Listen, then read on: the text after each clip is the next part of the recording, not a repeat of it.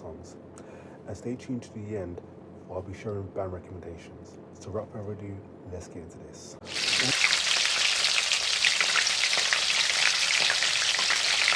When you're describing Pantera, is that we're only here for a short time, and that life should be lived to the full. And this song is signed up by this mindset.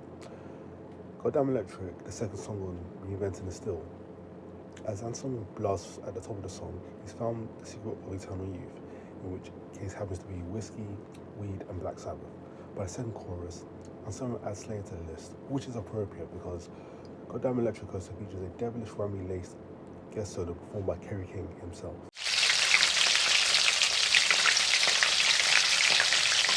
This track probably deserves more recognition than it typically receives, at least from that outside of the die-hard Pantera fan base.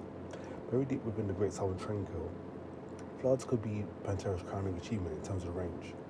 It is somewhat a dark, haunting, and delicate, at times, other times completely crushing with a Soundgarden vibe. Plus, it features what considers to be Dimebag's most beautiful solo. The teary-eyed climatic outro that comes creeping out of the distance is the final stamp on the track that qualifies as a true epic and journey in every sense of the word.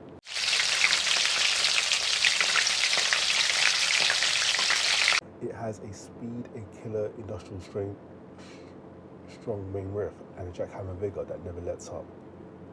It all adds up to Rise being a great, thrashy, fist-raising song.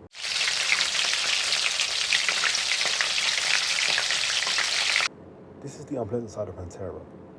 25 Days is a deep, far beyond driven track that grinds along at a sluggish, agonizing pace and relies almost entirely on chugging a discordant one-note Dimebag riff. The dreary, crinkle-less guitar tone appropriately comments Anselmo's caustic, destructive lyrical attack on his own father, culminating in a song that makes you want to crawl into a ball and disappear.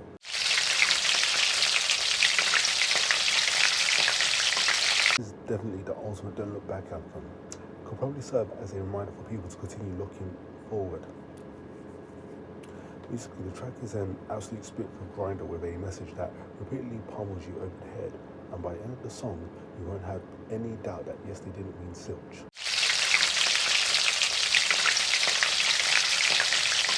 As it stands, I'm Broken is to finalize an incredible 3-song hat-trick which includes Becoming and 5 Minutes Alone.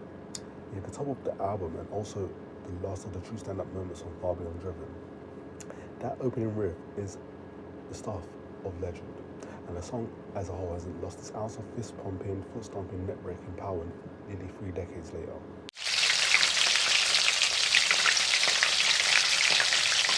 The opening song on Vulgar Display of Power, the album's first single, Mouthful War was a clear and definite indication that the greatness of Cowboys from Hell 2 years prior was no fluke. Pantera had returned, and Mouthful War is a mid-paced melting pot of crumbling riffs, shotgun drum beats, and sound-blasted vocals that was the group's way of telling others to step aside as the new guard had arrived.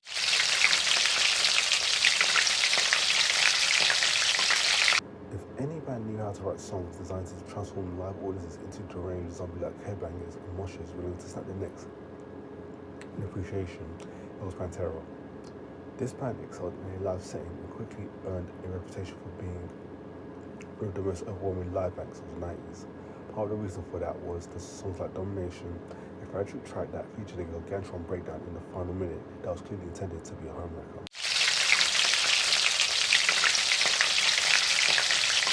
Let's Walk in its militaristic March of Die vibe, becoming the second song on Far Beyond Driven, is 3 minutes of pure power aggression, propelled by primarily Vinnie Paul's rapid fire double kick drum rumble and Dimebag's deranged rummy pedal that defines the riff.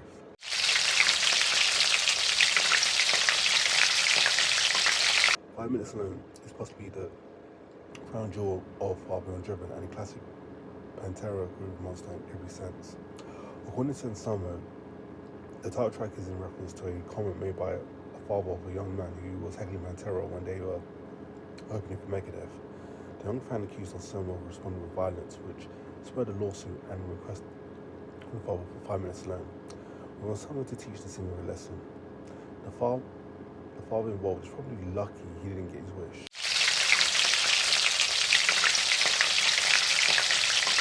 This relentless rager is Pantera doing their best Black Flag imitation, with a little ministry and a dash of Slayer thrown in for good measure. It's a replacement on Vulgar is a genius move too, as it follows the record's near perfect opening triple threat of Mouthful Wall, A New Level, and Walk. It provides a brief detour into hardcore punk territory.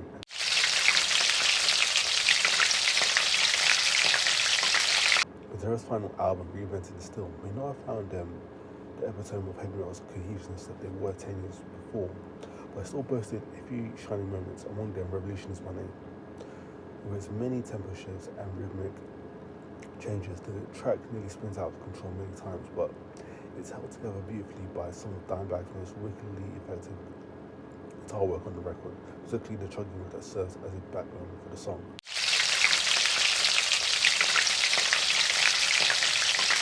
Pantera could thrash, grind, and shred with the best of them, but few bands could groove like the Cowboys from Hell.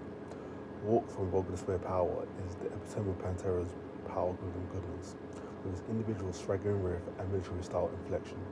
Walk is among the simplest of Pantera tracks, but also an essential metal marching song.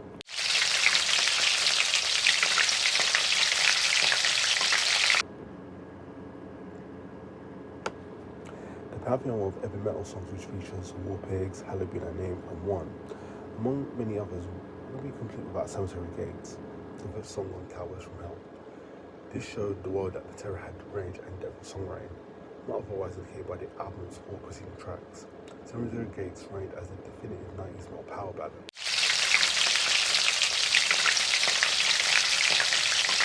Sure, everybody knows that Pantera existed well before 1990, but for the majority of the metal population, this track started it all for them. The song's razor-sharp primary riff signaled the arrival of a new guitar hero in Dimebag Darrell, and the Summer's guttural were taking over this town.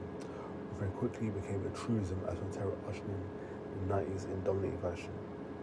Interestingly, once the recording of Cowboys Hall was completed, band members contemplated shelving the title track because they felt it was too mainstream and not keeping with the rest of the album's harder, thrasher material. Credit to the band's manager at the time for convincing them to leave what he knew to be their signature song in its rightful place.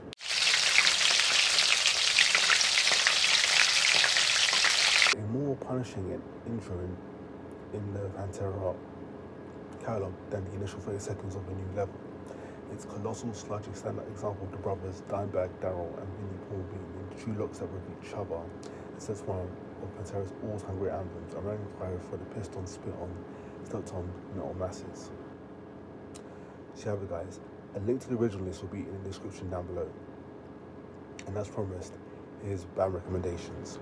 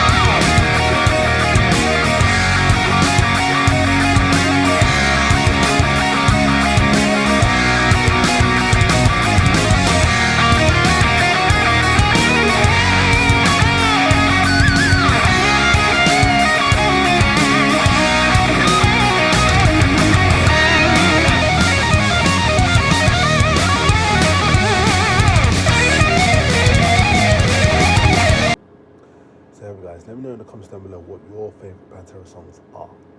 And of course, don't forget to like, comment, subscribe, and I'll be seeing you in the next video.